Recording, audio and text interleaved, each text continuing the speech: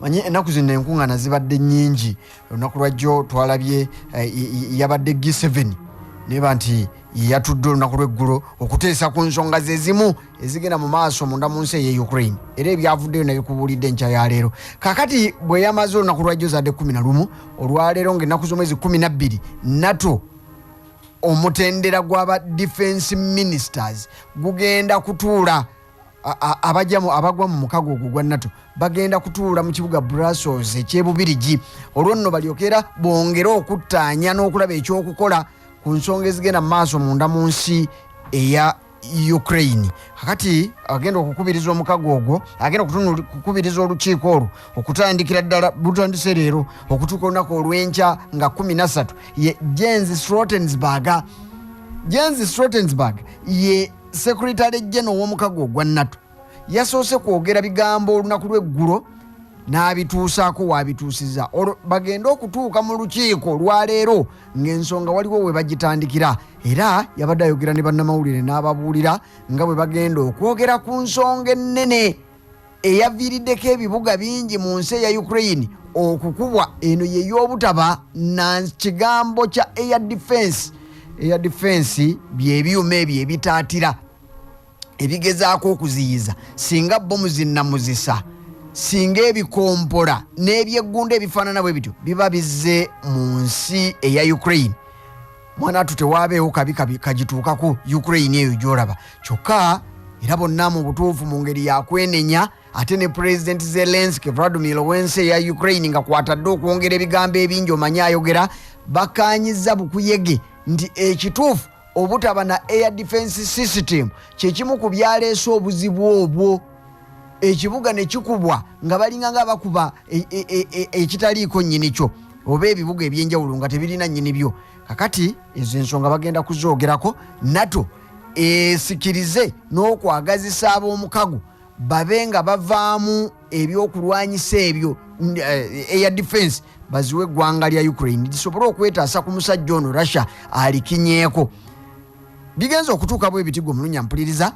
ng'eggwanga lya Germany lyabadde lyo limaze okutegeeza nti air defense ekika kya Iris TSLM kye bayita air defense system eyo y'Abagermany nkola ya Kigermany nti yabadde olunaku lw'eggulu nga bafunyeeko kwezenya Aba-Ukraine bano babadde bamaze okufunako kwezenya eggwanga lya Germany lye lyabadde limaze okusuubiza era nga batunula weewamu awo baga nti kino kye kyaviiriddeko okukubwa kwa ggwanga lya Ukraine kabaweeyo nnya. Kakati nga baga nti zaatuuseeko ezimu ku zo olunaku lw'eggulu NATO wegenda okukyogererako ng'ate tajjukira ne America nayo yabadde esuubiza nti mu bimu byegenda okuwaayo mu nnaku zino ez'okumpi nga tetunnaba na kuva nnyo wali Ukraine we yakubiddwa era naye egenda kuwaayo air defense system. Kakati ekizibu awo we bakirabye kubanga baga nti oba oli awo ebyokulwanyisa ebyakasukiddwa bikompola bino ebyeggunda ebiringa nga ebyo byennakunyumizizza byandibadde tebituuka butereevu. Kino nno gwe mulamu ogugenda okutambulirwako nti bwe tuwa Ukraine ne tugiwa air defense system ne bwe banaagikuba air defense system zikwata kimu bwe ziteeka wali ku bbali bwe zikwata ekirala bwe ziteeka wali ku bbali. Kakati ogenda okwesanga ng'omusajja aweddeyo ebyokulwanyisa bye nga tewaliiwo kinene kya nnyo kye bikoze kubanga system eno weeri etaatira n'okukwata ebiringa ng'ebyo ebibambulira. Gwe mulamwa nno ogutambuliddeko naye era Jens Stoltenberg onagenda okukubiriza olukiiko lwa NATO mutendera gw'aba minisita agambye nti ensonga ya okukozesa ebyokulwanyisa ebya nuclear mu nsi eya Ukraine nga Russia yekikola tebannaba kulabawo nkyukakyuka ebalowoozesa nti Russia tebikozese. Jens Stoltenberg bw'ayogedde nti obubonero bwonna bulaga omukago gwa NATO nti ekituufu ebyokulwanyisa by'omuko ogw'obutwa nuclear be baana baliwo Russia baateekateeka okukozesa. Kyokka agenza okukola bino oba agenza okwogera bino ng'abakulu bamaze okukubagana empawa. Olunaku lw'eggulo gwe mulunnya mpuliriza eggwanga lyabadde lya Bungereza ne livaayo n'ekitongole kyali ekikessi nategeeza nti bakizudde nti omusajja Putin asobeddwa era tayinaawo nsonga yonna olwaleero we twogera ebigambo bino nti newankubadde nga yandikyagadde naye embeera temukkirizisa kati olwo nga bakwatagana ne Amerika naye egenda ekyogeddeawo ngenda kukubuulira nga Bungereza ekakasa nti Russia tayinza kubanga agenda kukozesa omukka ogw'obutwa oba ebyokulwanyisa by'omukka ogw'obutwa kubanga naye kimutwaliramu akimanyi bulungi bano bambega babungereza be bayogedde nti si yasinga ne bwaba yagusinga naye bali bwe baneegattagatta ng'amaze okukasuka ogugwe oba ebyokulwanyisa bye ebya nuclear bwe baneegattagatta anaaba akyayinza okusinga mwana wattu ebyo bibadde bikyayitaayita n'Amerika Joe Biden naye n'avaayo abadde ku mukutu gwa CNN nga bamusoyasoya kajojijoji w'ebibuuzo ne bamubuuza nti gwe bw'otunulatunula embeera eno ogiraba otya omusajja Putin ono olaba ayinza okuba agenda kukozesa ebyokulwanyisa eby'omukka ogw'obutwa nagane nedda sikiwulira muzeeyi Joe Biden yayogera sikiraba kubanga bw'otunuulira ensonga nga bwe ziri olwaleero Biden yagamba tekisoboka embeera tesobozesa Putin ono kukozesa byakulwanyisa bya mukka gwa butwa kale nno tutambula naye sikyewuliramu bwatyo bwayogedde naye ng'ajjukira emabega katono gye bwavuddeko ennaku tezinayita nnyingi Joe Biden y'omu oyo ddala ye yavuddeyo n'ategeeza nga bwe yalowoozezza era nga ddala alaba mu bukulu bwe ng'ate musajja mugezi n'alaba nga Putin yali tasaaga bwe yayogera nti agenda kukozesa ebyokulwanyisa eby'omukka ogw'obutwa era bwe yayogera nti agenda kubikuba oyo yenna anaagezaako okumulumbagana gw'omulunya mpuliriza omukka gw'ebyokulwanyisa eby'omukka ogw'obutwa bifuukidde ensi eno akalindi buli omu abyogera bubwe bangi batya nkubuulidde nti Biden ono yennyini yakyogera nti bigenda kukozesebwa kakati ate y'omu eyeetemye engalike oba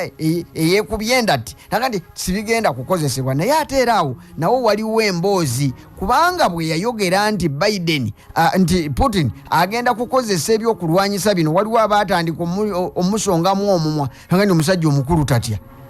Joe Biden tatya yandibanga atidde nti ensonga anoonya waagiviiramu nti kubanga yeekwasa bw'anaaba Putin ayagala okukozesa ebyokulwanyisa eby'omukka ogw'obutwa batandikire awo bateese kakati we twogeredde bino abivuddemu naye ate era waabiviiriddemu ng'olunaku lwagenza okukya olwaleero ng'Amerika yennyini emaze okubuulira ensi eno nti tekatanda eggwanga lya Russia ne livaayo ne libaako ekigambo kye lyogera mbuno mbubateese kakati bw'ogatta emboozi zino bbiri ng'omukulu kye yayogera luli akiwanyisizaamu ekiranga nti tebisoboka nga n'emboozi yagenda tewabaawo ekiteesebwa ku byokulwanyisa ku by'okuwummuza emmundu nti kubanga kyabadde kizuuse nti oba Russia ye yabadde ina obuvunaanyizibwa obw'okulaba nti ewummuza ebyokulwanyisa nga tebannaba yadde okuteesa nti bw'enaba tekoze ekyo tewaliwo ayinza kuba nti agenda kwenyigira mu kuteesa Amerika yeyogera kakati abantu era batandise okutunulatunula ne nti olutalo luno bannange teruyinza okuba nga lugenda kweyongera okusinga we twalulowooleza kubanga luli omukulu bwe yayogera ne balowooza nti ayinza okuba anoonya waaviiramu kati ayogedde tewali kuteesa ate ne mukka ogwa nuclear tewali agusuubira nti gunaakozesebwa ate nateega nti bo tebannalabawo luwenda lwonna Russia lweyinza kukozesa kuba nti evaamu kale awo bali mu kukubagana mpawa naye ekikulu kiri nti ebyokulwana kw'ensi eya Ukraine ne Russia bikyagenda mu maaso kubanga olwaleero oyinza okulowooza nti nno byakomye era we bukeeredde enkya ya leero kibuga Kherson ojja kulaba ekibuga era Kiev bali ku mudolimo gwennyini balaba ebigenda mu maaso bomu era ziwuliriddwako mu kibuga Kherson newankubadde ng'eggye ly'eggwanga erya Ukraine lisobodde okweziziba ng'akubanyazaala ne libaako ensonga ezimu ze likkakkanya ng'ebikompola tebirina gwe bise naye waakiri era biwulikise nga bivuga sayidi eyo kale nno mu mbeera ey'okuba nti buli kadde bali kudduka mwekweka abantu bakyakubirizibwa nti muve we muli mugende mwekwekere ddala wala eyo mu mikwesese olutalo nze awo wenkugambira nti ekituufu lwo lukyagendera ddala mu maaso okutuusa okulaba nti gwe wamma Katonda y'anaamanya kibuga Zaporizhia, kibuga Nikopol, eyo yonna basibye ku mudolimo baganye nti Kolsen ne Zaporizhia embomu ezisuka mu 10 olwaleero wetutuukidde kati ku ssaawa eno nga ze zaakakubwayo. Kyokka olw'okuba nti bano bazze nabo beetegereza embeera aba Ukraine, bino byonna babadde babikkakkanya bwe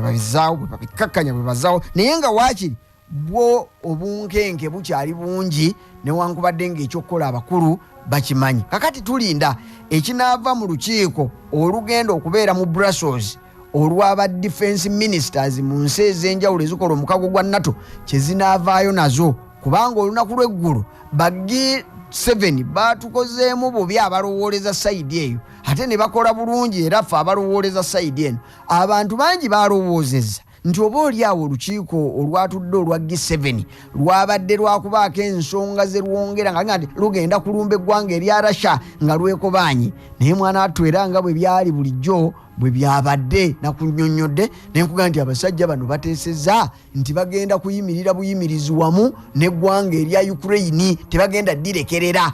Kakati eyabadde alowooza nti bagenda kuweera n'okuwaga nti bagenda kubattula eggwanga lya Russia, mwana tubyamukalidde ku matama kubanga abakulu tebabyogedde, wabula bagambye nti envumbo ziri ezasooka ziri ezasooka eziringanga za mirundi 8 kwe bagenda okwongereza omulundi ogw'omwenda. Kyokka ku mulundi guno bwe babanga luli babadde basibisa byayi na miguwa, ku luno bagenda kusibisa njegere bongere okulaga eggwanga lya Russia nti mazima terisaanidde. Ebigambo nno byebyo ebirindiridde okulaba ekinagenda mu maaso, naye nga bakulembeze mu ggwanga erya Ukraine bongera okuwagana okwepika. Olwaleero ebigambo byabasaliddwako ngenda kukubuulira we naavira mu birango nti Russia yongedde okukkaatiriza nti eggwanga lya Ukraine lye lyavaako okukubwa kw'olutindo Crimea Bridge.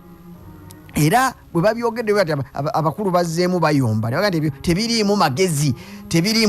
Byonna bigenza okwogerwa gwe omulungi ampuliriza ng'olutindo luno lukyatunuza eggwanga lya Russia enkakaba.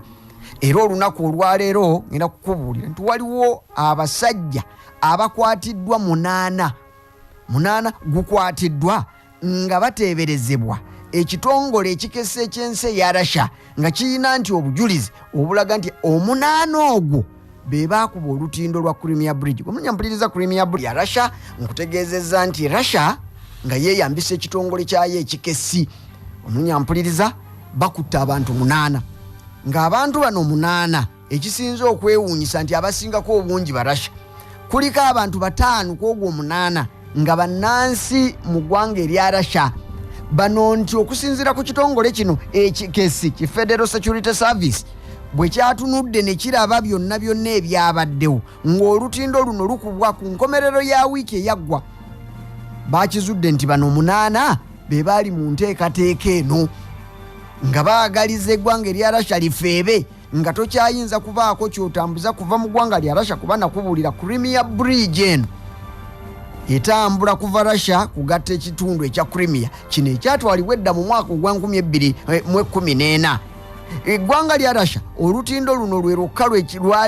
baali basigazizaawo okulaba nga bagatta ebitundu bino bibiri, Russia n'ekitundu ekiri mu nsi eya Ukraine. Kakati nga bw'okuba olutindo luno oteekeddwa okulaba ebyavuddemu. Abakugu baatunudde ne bategeeza nti newankubadde ng'eggwanga lya Russia Putin yabadde asirisa emirundi mingi ng'era abasajja bayongedde okulafuba n'okulaba nga bamukuba n'ebyatalowooza nti bayinza okumukuba, naye we baakubye olutindo luno baalugulidde ku ppata. Kakati kwe kulaba nti yakoze bino bye yakoze n'alumba eggwanga lya Ukraine kyenkana buli kibuga, n'olwaleero nkubuulidde nti balumbye ebibuga ebiwera era bakyabikuba bakyabifutiza. Naye ng'obuzibu bwe bwavudde kwe kuba nti nno olutindo lwa Crimea Bridge baaluwutudde ne lusano. Kakati